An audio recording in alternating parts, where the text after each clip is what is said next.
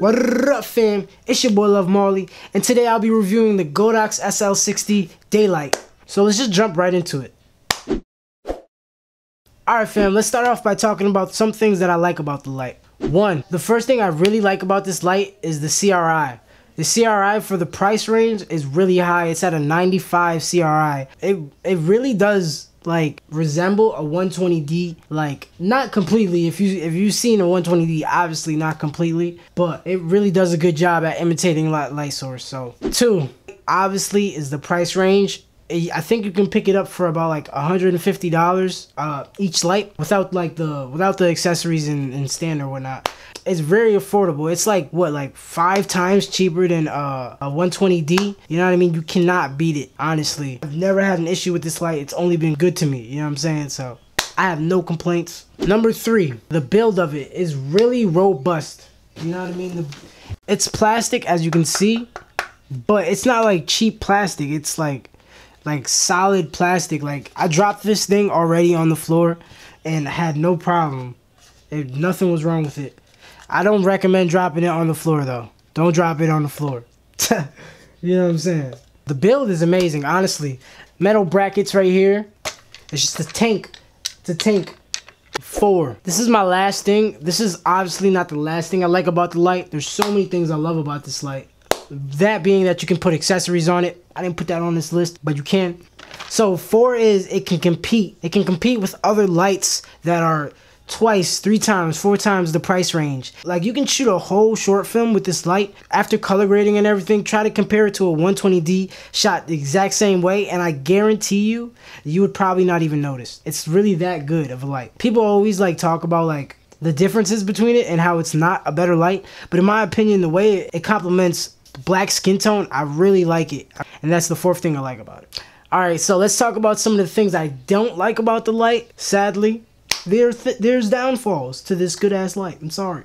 Alright, so the one thing I don't like about this light are the fans. Yeah, you normally keep it on a low setting, but for some reason the fan seems to kick in regardless. I don't know if it's like because like maybe the light gets hard. I really haven't looked it up or nothing, but the fans, they're not really that loud. I'm not sure if you can hear them. I'm not sure if you can hear it, but they're not that loud. They're really not a problem, but they're there and they're prevalent. You can hear them.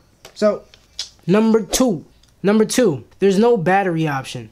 This is a big thing for me because I shoot music videos, and when I'm trying to shoot a music video outside or like in the woods or something, and I have something creative I want to do, I need to bring like some sort of power source, which I don't have at the moment. It kind of sucks, you know what I mean? Sometimes I really just don't have a light source, so I don't really shoot outside at night. Yeah, that's a big one for me. No battery option.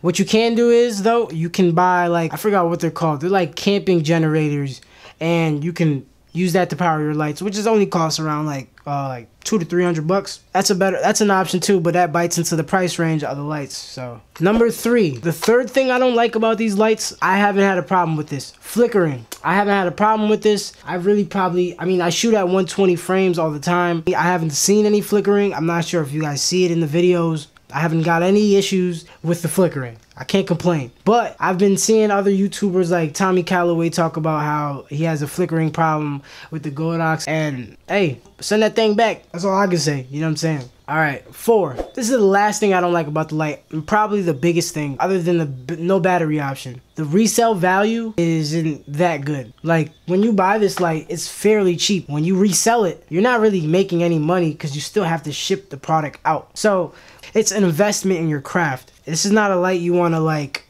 plan on holding on to and then selling later. I would say this is a great light to start off with. People would love to disagree with me, but if you want to save the extra few $100 and get you a 120D and have that resale value, I don't blame you, honestly. I would probably do the same thing if I could. But if you are on a budget and you want to get right and you want a good bang for your buck, this is the light. So yeah, that's my little review on the Godox SL60 Daylight light. I hope you guys enjoyed, you know what I mean? Don't forget to slap out that subscribe button. Stay up, never stay down. Hey, don't forget, never give up, because your day gonna come, baby. Yeah.